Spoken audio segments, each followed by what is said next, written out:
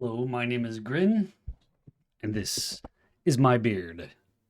So today is the 13th, 14th, 14th of January, and let's talk about what's in my beard. So I'm pulling the stuff out of my beard today. First I've got to talk about the fires in LA and how it's still just going, and now there's even more people who have perished from the fires. 24 people as of this point, and it's wow. Uh, I'm so sorry to anyone who lost anything in LA right now. You guys, wow, it's really bad, and I'm so sorry that you're going through all that. So if you're in LA, um, I hope you are okay. That's all I can say. I've seen some videos of the helicopters and Chinooks and planes and stuff dropping fire retardant or whatever, maybe water on the fires, and seeing some of the houses, trying to be protected, and it's just not not going well because of the wind. The wind has died down a bit more than before, but it's still not contained, and man, it's terrible. I can't I can't even imagine it, what it must be like. I've been to LA so many times. I mean, yeah, I used to love going to Santa Monica, and there's a beach just north of Santa Monica called Zuma Beach, and I really loved boogie boarding at Zuma Beach. So it's so beautiful and wonderful, and it's to think that now if I went back, maybe that area would be okay, but there's so many other areas that are just destroyed. Can't all the history, all the it's all gone. I mean, this is I do remember there, in history being a big fire that hit LA before, and it actually affected like Universal Studios, the back lot. It was just completely burned down, and they had to rebuild everything. Uh, they didn't rebuild everything though, but yeah. Um, this isn't like a first time type of thing. They've had fires that have gone through the city before. It's just that in this modern age, you would think that we would have, systems and technology and whatnot to prevent this from happening. And it's failed. It's all failed. It's a terrible tragedy. All right, let's move on. Next, uh, there was a, I actually got woken up in the morning. I wasn't really morning, it was pretty late, by my mother, who sent me a message or called me asking me, "Are you okay? There was a big earthquake in Japan." Well, I'm in Niigata, and the earthquake was in Kyushu, which is like the southernmost large main body island uh, in Japan. Main body island meaning it's big. It's not small like Okinawa, which is a very small island. Kyushu is huge. Uh, how big is it? I'd like to say it's about as big as Maine, maybe, maybe, maybe a little bit less, but it's big, and it was on the Pacific side, Pacific coast. So there was a tsunami warning that the tsunami went all the way up into like Shikoku, which is the smallest large island of the mainland of Japan, and past that through up into like Kansai area, I guess. But the earthquake was a 6.8, 6.9, something around that much, which is pretty big. It's pretty big, but it's not like a big one. I mean, I lived through. I was here when the 2011 earthquake hit. Uh, just to the Pacific side of Fukushima, and that was a 9 point something on the Richter scale or whatever scale you want to call it, and it was everywhere in Japan was shaking. There wasn't a place in Japan that wasn't shooken. And I remember I was at a 7-Eleven. I was on break from I was working at a kindergarten, and I was on break having getting something from the 7-Eleven, and everything just started shaking. I was like, "Holy cow, that's an earthquake!" And it just kept getting bigger and bigger, and it was just like hard to even walk. When I stayed by my car, and my car was just going back and forth. I'm like, maybe I should put the parking brake on because that maybe or not the parking brake, the parking brake because the park because it's in park, and it was moving so much that I was kind of worried that it might break the park pin. Uh, so I was, but after it died down, then I went into the 7-Eleven, and there was glass and broken bottles and stuff all over the floor and whatnot. So I was like, okay, sorry guys, I'll just uh, good luck. I got to go back to work now. I didn't get to eat my lunch. That's a bummer. But it when I got back to the the kindergarten, there was liquefaction. Liquefaction is like when the ground itself it's shaking so much that the water and the sediment mixes together so much that it becomes liquid, and the water was bubbling up through the cracks of the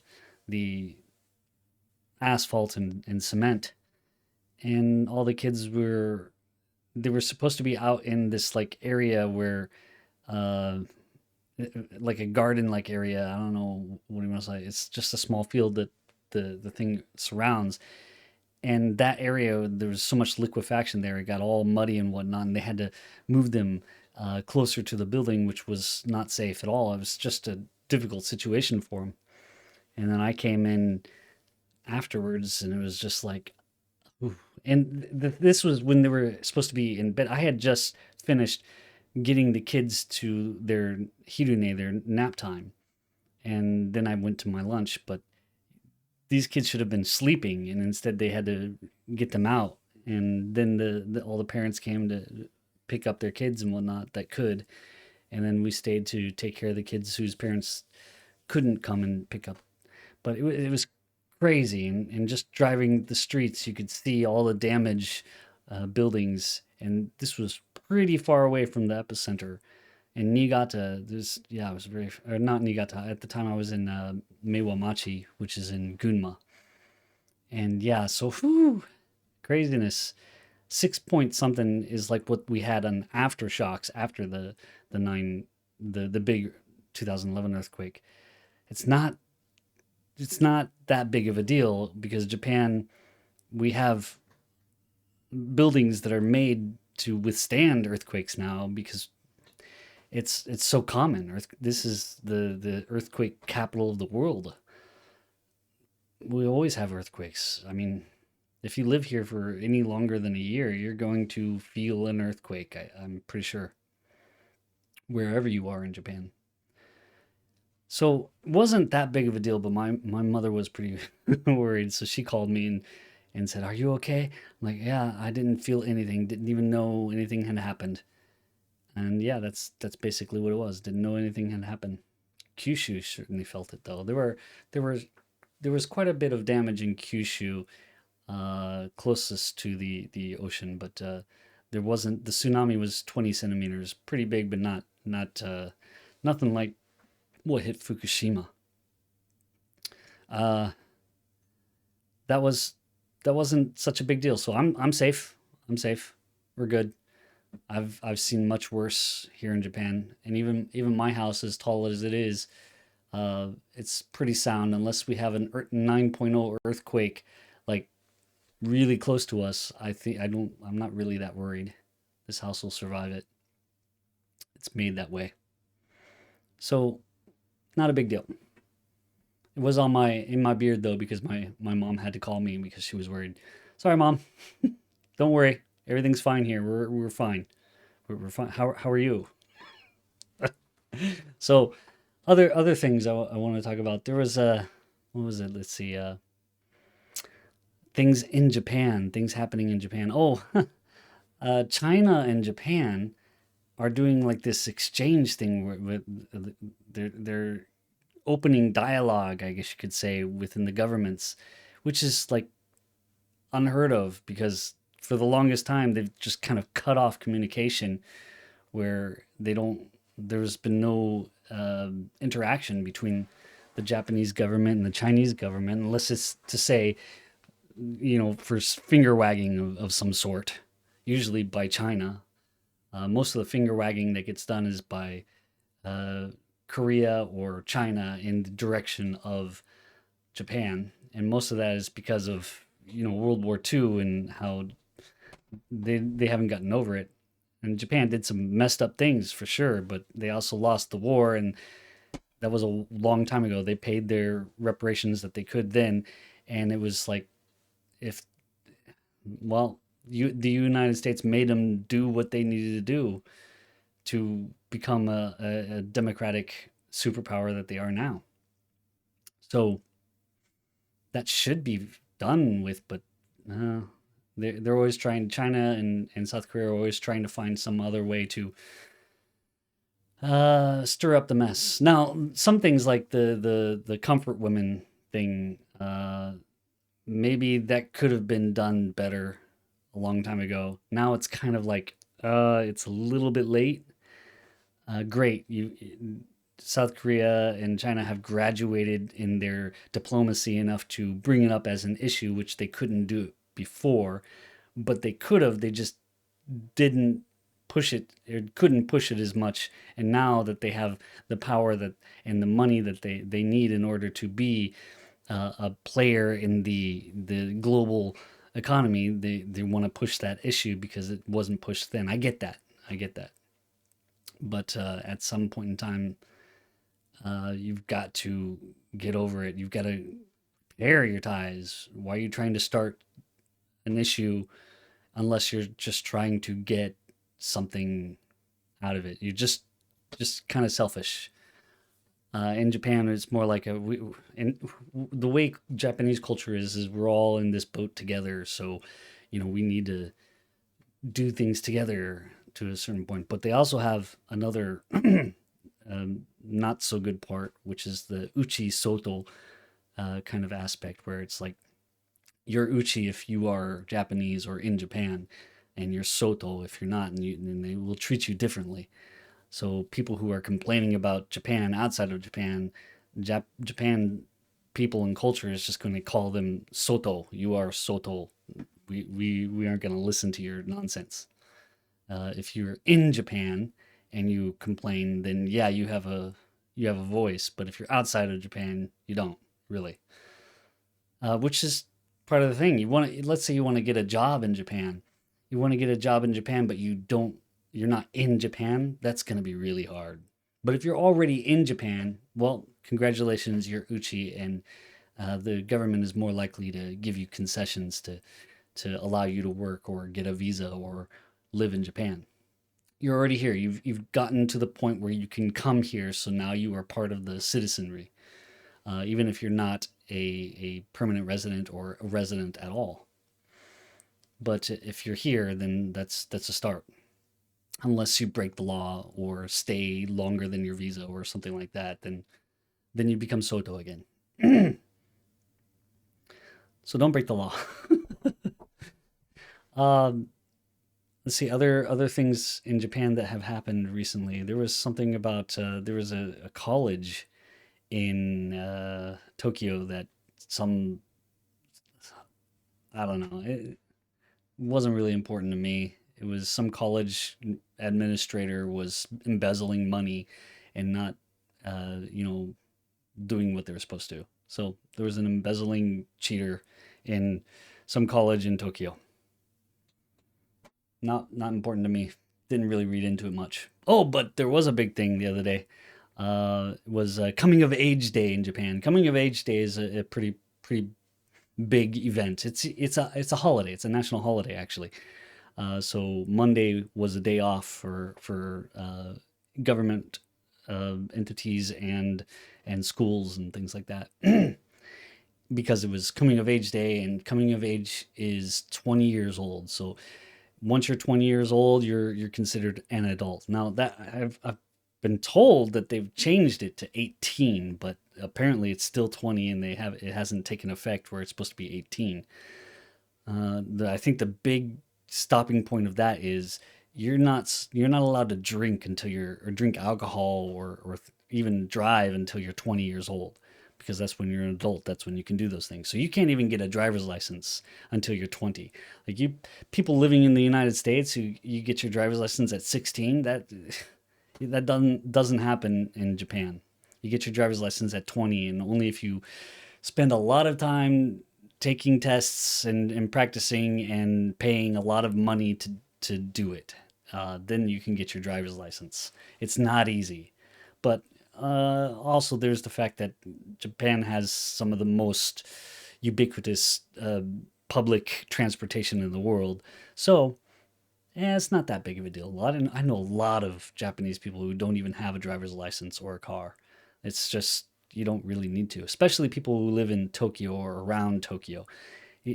There's so many trains and so many buses that you can use that there's no point in even having a car. It's just more congestion. You might as well just take the bus. It'll be faster, or the train. I've driven to Tokyo from well, even from Niigata, and the train is better. It's faster. It's easier to use, and it's about the same price, because if you're going to Tokyo, you're going to use the highways, and the highways are not free. They're not freeways. There's very few freeways in Japan.